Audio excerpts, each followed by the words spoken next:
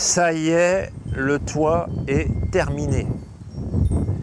Ça, c'est un pas qui est super important.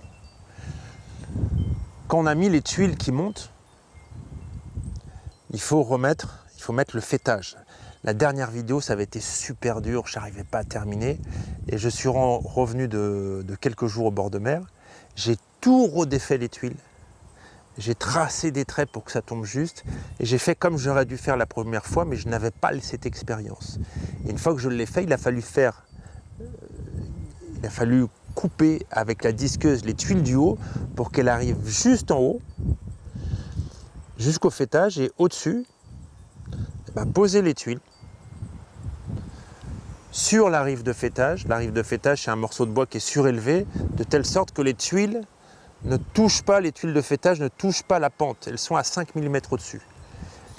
Et sur cette rive de faîtage, on met une espèce de petite couverture qui épouse bien les tuiles et qui va permettre à l'eau de s'écouler sans rentrer à l'intérieur. Je suis super fier en fait, parce que ça c'est une étape super importante, ce toit. Une fois qu'il est fini, ça y est, il peut pleuvoir et ce qu'il y a dessous, ça va quoi. En plus, il déborde bien. Et je suis d'autant plus fier, c'est que je n'ai fait appel à personne qui avait les connaissances nécessaires pour pouvoir le faire. J'ai eu quelques coups de fil, j'ai regardé un peu les vidéos, mais voilà, ça remplace rien. Ça remplace pas quelqu'un qui sait faire.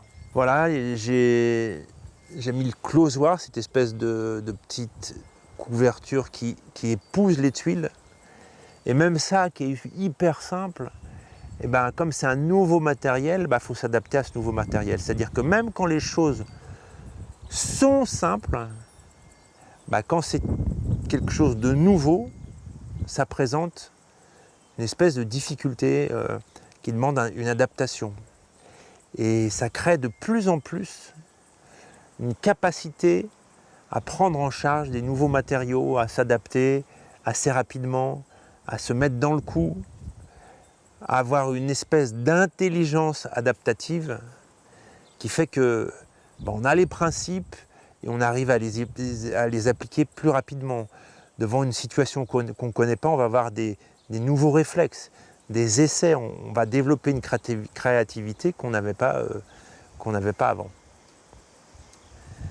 Donc sur ce chemin de la fierté, il faut savoir être fier de ce qu'on fait quelquefois.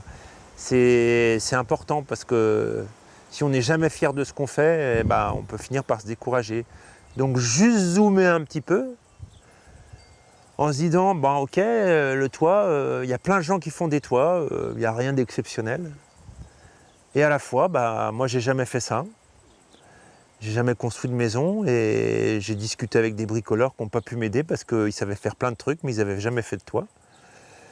Et finalement, après avoir défait les tuiles au moins 3-4 fois, d'abord avec mes camarades et puis tout seul, et maintenant, en tout cas avec ces tuiles-là, je sais faire un toit. Donc sur ce chemin de la fierté et de la joie, je vous dis bon courage, à très bientôt, j'ai confiance en vous et rendez-vous pour un prochain épisode.